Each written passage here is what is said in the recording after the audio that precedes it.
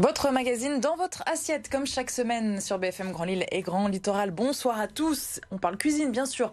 On se fait plaisir, on vous fait saliver. Et ce soir, une charmante odeur de fromage a envahi le plateau. Romain Olivier, maître affineur, est notre invité. Bonsoir. Bonsoir. Merci beaucoup d'être avec nous. Vous allez nous faire découvrir évidemment la maison Olivier, très connue dans la région. C'est une histoire qui dure depuis 4 générations. Et pour nous accompagner, Cosima Mezidi-Alem. Bonsoir Cosima. Bonsoir. Bonsoir. Romain, vous êtes venu avec 3 fromages qu'on va découvrir. Est-ce que vous pouvez nous les présenter? Bien sûr, 3 parmi 300 variétés. Pour un affineur, fallait que je pioche un peu. Ouais.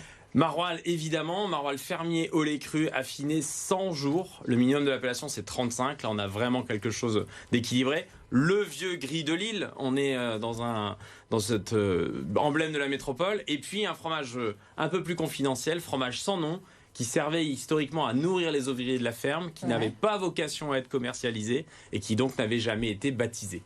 Donc on l'appelle comme ça, fromage sans nom. On l'appelle comme ça, absolument. Alors vous, Romain, vous faites la différence entre fromager et maître affineur. Ça, c'est important pour vous. Pourquoi? C'est essentiel parce qu'on a chacun notre rôle dans la filière. La filière laitière, elle démarre par le producteur de lait. Le fromager est celui qui transforme en fromage.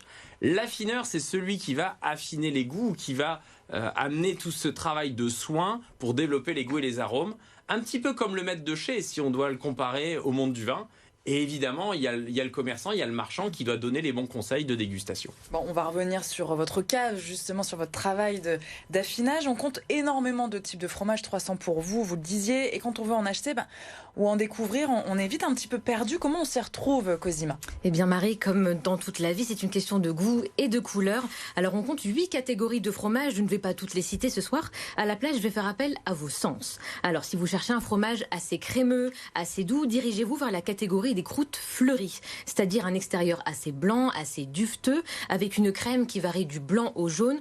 On y retrouve les camemberts, les bries et par exemple l'écume de Wimereux. Si on aime plus les fromages un peu fruités, alors on va parler de fromages à pâte cuite, comme l'Abondance, le Beaufort, le Comté ou encore le Pecorino.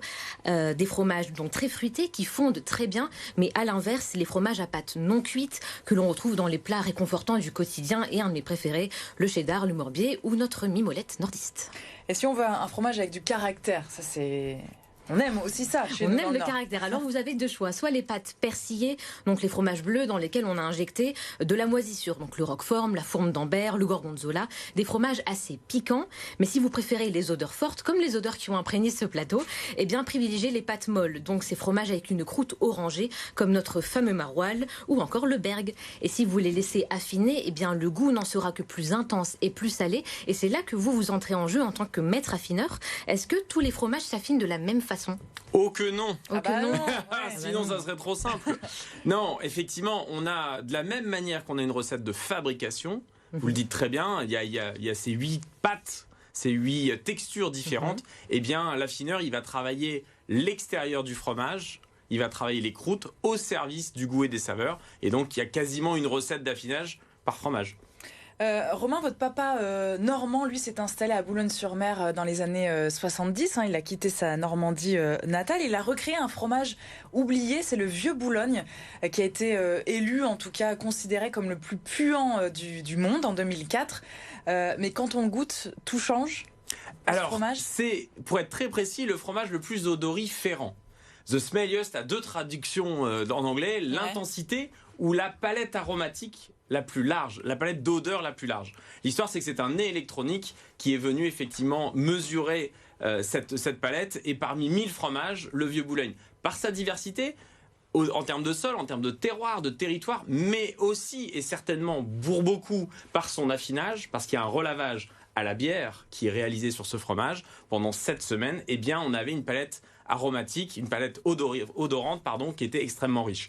Eh bien, en bouche, effectivement, on va retrouver cette largeur, ce spectre très large qui lui donne vraiment sa signature, d'autant plus qu'on est sur un terroir bien particulier, un bord de mer, et donc évidemment les bocages du Boulonnais qui ont toute leur saveur.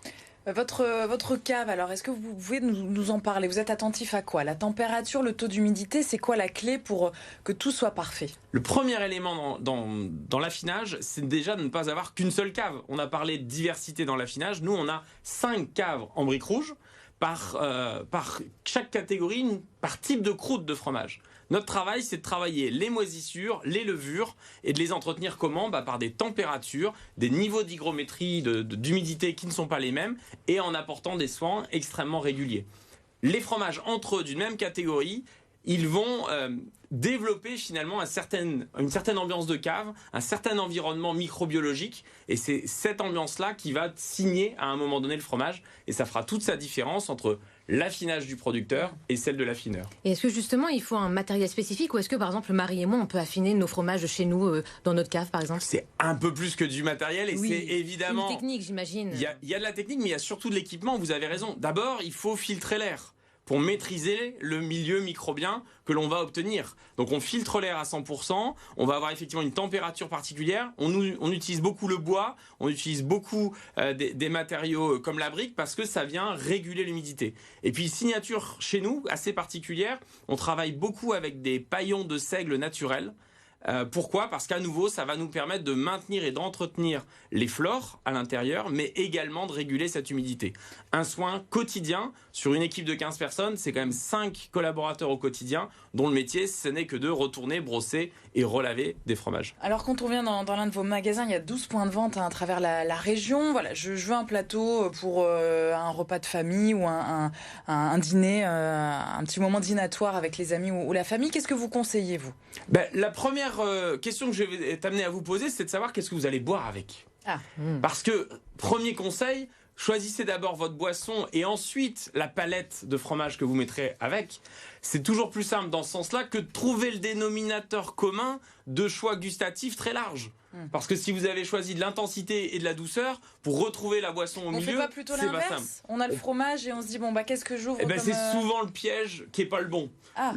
La bonne astuce, c'est d'abord se dire, qu'est-ce que j'ai envie ? Si j'ai envie d'avoir une bulle, je vais avoir un choix tout dans la dentelle, dans la délicatesse. Et on partira, on l'a parlé, écume de Wimereux, on peut avoir crémé du Cap Blanc-Nez. Pour rester dans la région, Chaours, Brillat-Savarin sont des fromages qui vont très bien se marier. Certains types de comtés avec certains affinages, ça sera merveilleux aussi.